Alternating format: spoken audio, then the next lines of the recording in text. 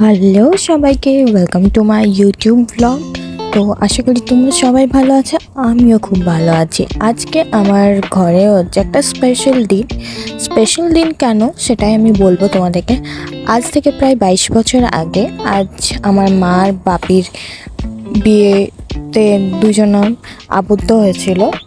তো আজকে ওদের 23rd অ্যানিভার্সারি, সেটার জন্য আজকে আমার বাড়িতে একটুখানি ছোট্ট করে নিজের মধ্যে সেলিব্রেশন করব।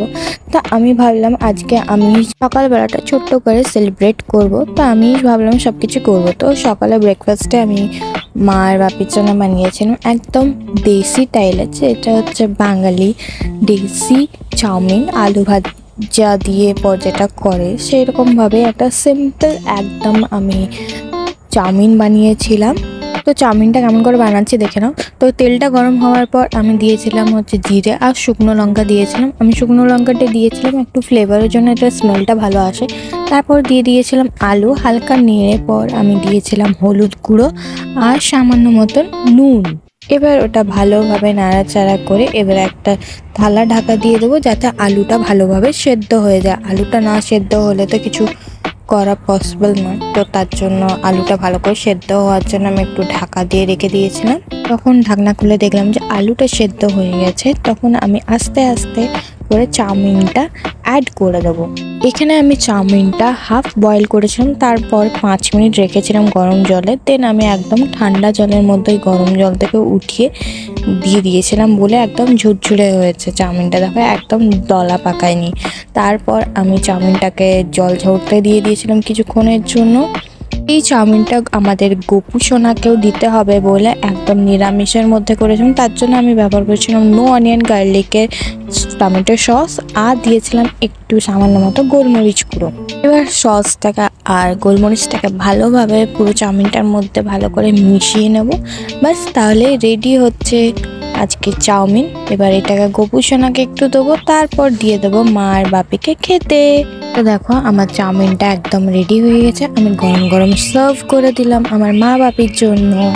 চাউমিনটা দেখতে যেমনই লাগুক বাট খেতে খুবই ভালো হয়েছিল। তো রিভিউটা আমি দিচ্ছিলাম না, আমার মা আর বাবাই দিয়েছে। তো যাই হোক, খেয়ে বললো যে ভালো হয়েছে খেতে।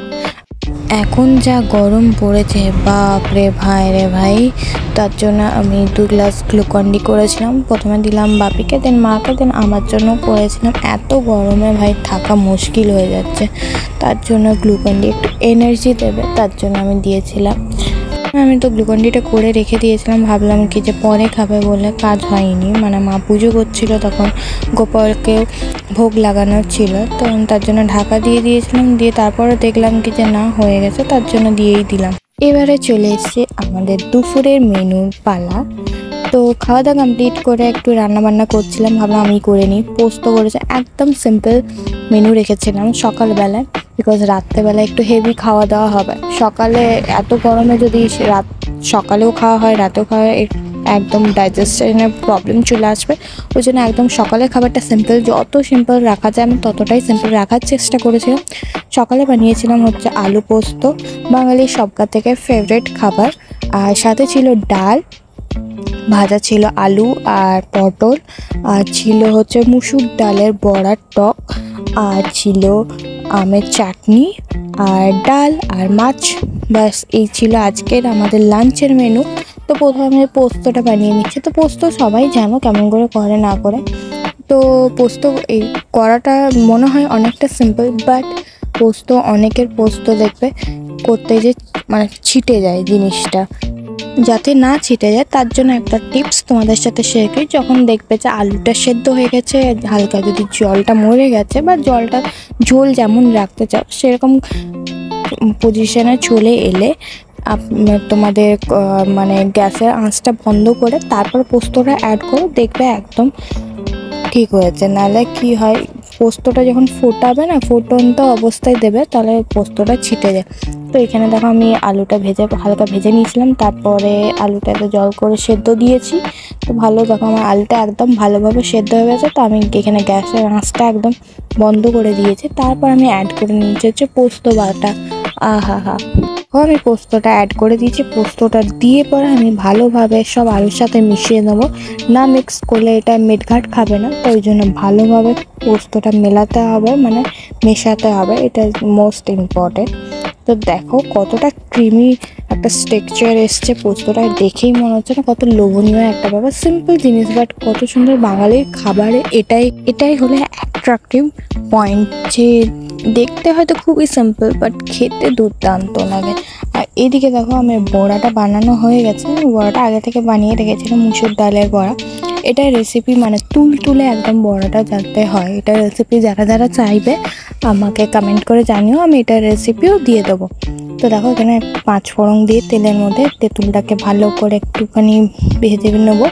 দেন তারপর জল, নুন, হলুদ, চিনি দিয়ে পর সামান্য লঙ্কা দেবো, মানে লঙ্কাটা তোমাদের নিজেদের অনুযায়ী দেবে, ঝাল যেমন খাও তেমনি দেবে।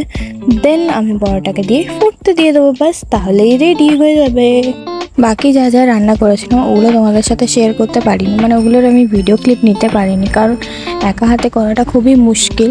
মানে এক হাতে ভিডিও করা, আমার স্ট্যান্ডটা যেহেতু নেই এখন, আমার এটা খুবই অসুবিধা হচ্ছিল, তার জন্য আমি বাকি রান্নাগুলো তোমাদের সাথে শেয়ার করিনি। ভিডিওটা এডিট করতে বলে দিই, সন্ধ্যাবেলায় একটু ছোট্ট করে কেক এনে পর আমরা সেলিব্রেট করেছিলাম। তো আমি তো ভুলেই গেছিলাম ক্লিপ নেওয়ার জন্য, ওটাও আমার নেওয়া হয়নি। তো ফটো আমি সব আপলোড করবো, পিকচার নিয়েছিলাম।